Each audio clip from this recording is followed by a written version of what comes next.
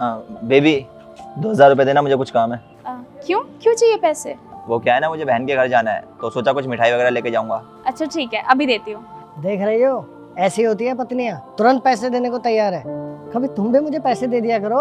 अरे वो तो बेशरम है जो अपनी बीवी के पैसों पे पल रहा है। अरे तुम भी यही चाहते हो क्या, अपनी बीवी के पैसों पे पलना? अरे वो तो बेशरम इंसान है, उससे अपनी तुलना मत करो। हाँ फिर तो ठीक है, मुझे नहीं चाहिए ऐसा पैसा। देखिए आप लोग ऐसा क्यों बोल रहे हैं, मैं इससे पैसे सिर्फ इसलिए मांग रहा हूँ क्योंकि अभी मेरे पास नौकरी नहीं है।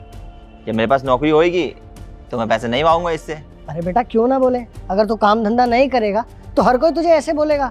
फूफा जी मैं बहुत कोशिश कर रहा हूँ नौकरी ढूंढने की, पर मुझे नौकरी नहीं मिल रही। अरे मन लगा के तूने काम ढूंढा नहीं होगा ना, अगर तू मन लगा के काम ढूंढता ना तो तुझे मिल जाता। और वैसे भी तू काम ढूंढेगा क्यों, वैसे भी तू मेरी भतीजी के टुकड़ों पे जो पल रहा है, तुझे आदत हो चुकी है अब कि उससे मांग के ही खर्चा चलाएगा। अरे तेरे जैसों को ना मैं बहुत अच्छे से जानती हूँ, आई बात समझ में? मार्केट में 50 काम है, अगर मन लगा के ढूंढेगा तो क्यों नहीं तेरे को नौकरी मिलेगी। देखिए फूफा जी अब आप बहुत ज़्यादा बोल रहे हैं, मैं कभी नहीं चाहूँगा कि मैं अपनी बीबी के पैसों पर पलूँ। ये मेरी मजबूरी है, इसलिए ऐसा करना पड़ रहा है। अरे छोड़ो ना, हमारी तो भतीजी की किस्मत फूट गई जो इस निठल्ले से शादी करवा दी। अरे इससे शादी नहीं हुई होती ना तो आज हमारी बेटी राज कर रही होती। अरे मैंने कोमल को इतने रिश्ते दिखाए थे, पर पता नहीं इसमें क्या नजर आया था जो कर ली इसने शादी। अच्छा अब आप लोगों को लग रहा है कि इसकी ज़िंदगी खराब हो गई, लेकिन जब मैं अच्छा खासा कमाता था तब आप लोग मेरी तारीफें करते नहीं थकते थे। अरे हाँ, तो पहले तू कमाता था तभी तारीफ करते थे, अब तू नहीं कमाएगा तो भी तेरी आरती उतारेंगे क्या? अरे कमाते बंदे की तो जय जयकार है। अब जो खाली बैठा मुफ्त की 2 टाइम की रोटियां तोड़ेगा उसकी तारीफ कौन करेगा? हाँ अरे कोमल बेटा, तूने इसको सिर पे चढ़ा रखा है, पैसे देने बंद कर। ये पैसे ले लेके ना निठल्ला हो चुका है। अब घर में बैठ के इसे पता है कि मुफ्त की रोटियां मिल रही है तो क्यों ना खाऊं। सही बात है, आप जैसे रिश्तेदार तो बस कलेश ही करवाते हैं। आपको किसने हक दिया हमारे बीच में बोलने का? अरे क्यों ना बोले, हमारी भतीजी है भाई, उसकी जिंदगी बर्बाद हो गई तो जैसे निठल्ले से शादी करवा के, क्यों नहीं बोलेंगे? अरे हम तो उसका भला ही सोच रहे हैं ना। कोमल मुझे इस बात का दुख नहीं है कि ये लोग मुझे सुना रहे हैं, दुख तो इस बात का है कि तुम चुपचाप सुन रही हो। मुझे नहीं चाहिए तुमसे कुछ पैसे, रखो अपने पैसे अपने पास। अरे शेखर मेरी बात तो सुनो। शेखर देख रहे हो आप, हमारी भतीजी कितनी भोली है, अभी भी उसके पीछे पागल हुई फिर रही है। अब चलो जी चले।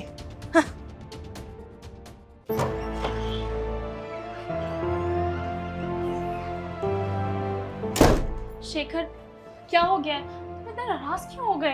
नाराज होने की बात तो है ही यार, बीवी हो तुम मेरी, लेकिन चुपचाप वहाँ पे मेरी बुराइयाँ सुन रही थी। कितना कुछ बोला उन लोगों ने, लेकिन तुम्हारे मुंह से एक शब्द तक नहीं निकला। शेखर तुम ये कैसी बातें कर रहे हो? अरे वो मेरे बुआ फूफा जी हैं, वो हमसे बड़े हैं, मैं उनको उल्टा जवाब कैसे दे देती? बात उल्टा बोलने की नहीं है यार, मैं तुम्हारा पति हूँ, तुम्हें मेरा सपोर्ट करना चाहिए। बट उन्होंने जो भी बोला वो सब सच है, तो तुम इतना बुरा क्यों मान रहे हो? तुम अभी नौकरी नहीं कर रहे हो जिसकी वजह से हम मजबूर हैं। कोई बात नहीं, अगर किसी ने 2 बातें कह दी तो इसमें बुरा मानने की क्या बात है? अच्छा अगर 2 महीने से मेरे पास जॉब नहीं है तो तुम लोग मेरे पे उंगलियां उठाओगे, मुझे भला बुरा बोलोगे।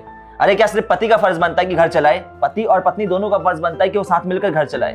इनकेस कभी पति पे कोई मुसीबत आ जाए तो पत्नी का फर्ज बनता है कि वो उसका साथ दे, ना कि उसका ऐसे मजाक बनाए। इसका मतलब तो यही हुआ ना यार कि हम लोग सिर्फ पैसे के लिए ही साथ में हैं, हमारे बीच में कोई प्यार वगैरह है ही नहीं। शेखर देखो, तुम मेरी बात सुनो, मैं तुम्हें कुछ भी नहीं कह रही और मुझे कोई फर्क नहीं पड़ता कि तुम्हारी नौकरी लगी हुई है, तुम पैसे कमा रहे हो या फिर नहीं। मैं तो सिर्फ तुमसे प्यार करती हूँ और तुम्हें खुश देखना चाहती हूँ, दैट्स इट। अरे यार तुम मुझसे प्यार करती नहीं हो, अगर प्यार करती होती तो साथ देती। तुम लोगों को यही लगता है ना कि मैं तुम लोगों के पैसों पर पल रहा हूँ, तो ठीक है मैं भी अपनी नौकरी लगवा के रहूंगा 2-3 दिन में। शेखर उनकी बातों पे मत ध्यान दो, क्यों इतना बात को आगे बढ़ा रहे हो? छोड़ो ना। अरे बात मैंने नहीं बढ़ाई है, बात उन्होंने बढ़ाई है। अब बात मेरी इज्जत पे आ चुकी है, मैं तुम्हारे बुआ और फूफा को उनकी औकात दिखाऊंगा। अगर मैंने उन्हें उनकी औकात नहीं दिखाई तो मेरा नाम भी शेखर नहीं। शेखर बात तो सुनो मेरी यार। भाई क्या हो गया, क्यों बुला मुझे यहाँ पे? भाई यार मुझे 2000 रुपये की ज़रूरत है। 2000 रुपये की? क्या हो गया? भाई मेरी नौकरी चले गई है, मेरे पास बिल्कुल भी पैसे नहीं है। अब परिवार में होली मनानी है, घर वाले भी पैसे मांग रहे हैं। बिना पैसों की होली कैसे मनेगी, इसलिए पैसे चाहिए। घर वालों को दे दूंगा कम से कम, वो तो होली मना लेंगे। तेरे पास बिल्कुल भी पैसे नहीं और तू मुझसे 2000 रुपये मांग रहा है। 2000 रुपये में तेरे घर की होली बन जाएगी? भाई कुछ नहीं से अच्छा कुछ होता है। ज़्यादा पैसे मांगूंगा तो तू भी कहाँ से देगा, मना कर देगा तू भी। भाई कैसी बात कर रहा है यार, मैं तुझे मना करूँगा क्या? मैं ये चीज़ कैसे भूल सकता हूँ कि मेरे बुरे वक्त में हमेशा तू मेरे साथ खड़ा रहा है। आज जो कुछ भी हो यार तेरी वजह से हूँ। तूने हमेशा मेरा साथ दिया भाई। 5,000 रुपये देता हूँ, मेरे पास 5,000 रुपये है, तो आराम से अपनी होली मना भाई। Thank you so much. लेकिन मुझे एक बात समझ नहीं आ रही, तू इतनी ईमानदारी से काम करता है तो तेरी नौकरी कैसे चली गई? भाई क्या बताऊँ यार, एक अंकल ने मेरी नौकरी छीन ली मुझसे। अबे उस अंकल ने इतना गलत किया तेरे साथ और तूने कुछ किया भी नहीं। अबे तुझे सबको बताना चाहिए था ना। क्या कर लेता यार मैं, गरीब आदमी हूँ, बड़े लोगों से उलझ भी तो नहीं सकता। नहीं भाई, अगर तू उसे छोड़ देगा ना तो गलती तेरी होगी। तुझे उसे सबक सिखाना ही चाहिए। भाई मैं बताता हूँ तुझे क्या करना है। तुझे तेरी नौकरी भी वापस मिल जाएगी और उनको उनकी गलती की सज़ा भी मिल जाएगी। सच में भाई? तो चल मेरे साथ, मैं तुझे सब बताता हूँ।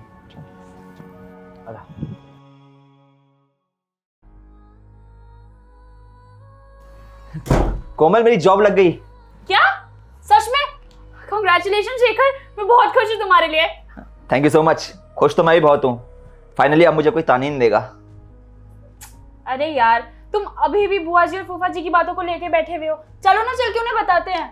नहीं, उन्हें कुछ नहीं बताना, और उनकी बातें मैं कभी नहीं भूल सकता हूँ, समझी तुम?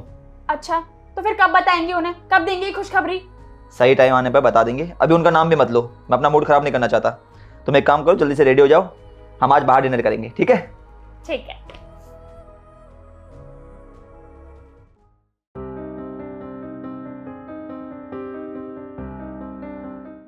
अरे नमस्ते बुआ जी, नमस्ते फूफा जी। नमस्ते। अरे दामाद जी, बेटे कैसे आना हुआ आज? अरे कैसी बात कर रहे हैं आप? दिख नहीं रहा? दामाद जी के हाथ में मिठाई है, इसका मतलब दामाद जी की कोई ना कोई नौकरी लग गई है, तभी तो मिठाई लेकर आया हमारे पास। अरे नहीं, नौकरी तो 1 साल पहले ही लगी थी। क्या 1 साल पहले, और हमें बताया तक नहीं? क्या बात होगी बेटा, अब तो अपनी बुआ से भी बातें छुपाने लग गई है। तेरा मन नहीं किया कि एक बार ये खुशखबरी अपनी बुआ को भी बता दे? अरे बुआ जी, मैं तो आपको बताने ही वाली थी, बट शेखर ने मुझे मना किया था कि अभी रहने दो, वरना नौकरी तो 1 साल पहले ही लग गई थी। मैं यहाँ आप लोगों को एक खुशखबरी देने आया हूँ, और खुशखबरी ये है कि मैंने एक फ्लैट खरीदा है, वो भी 3 BHK। आप जिसे नालायक समझते थे, उसने अपनी मेहनत से, अपनी नौकरी के बलबूते पर ये फ्लैट खरीदा है। अरे बेटा, वो पुरानी बातें भूल जाओ ना। अब बुआ ने 2 बातें प्यार से कह भी दी तो क्या हो गया। अब हम तो तुम्हारे बड़े हैं, कुछ तो कहने का हक रखते होंगे ना बेटा। नहीं नहीं, वो बात तो मैं बिल्कुल नहीं बोला हूँ। मैं आप लोगों को ये चीज़ बताने आया था कि जब आपके कोई रिश्तेदार किसी कमज़ोर स्थिति में हो ना, उसकी मंदी के दिन चल रहे हो, तो उसका साहस बढ़ाना चाहिए, ना कि उसका मजाक बनाना चाहिए। अरे आपका एक छोटा सा मजाक उसकी मानसिक स्थिति पर वो प्रभाव डालता है जो आप सोच भी नहीं सकते। उसका पूरा परिवार अस्त व्यस्त हो जाता है, उसकी ज़िंदगी अस्त व्यस्त हो जाती है।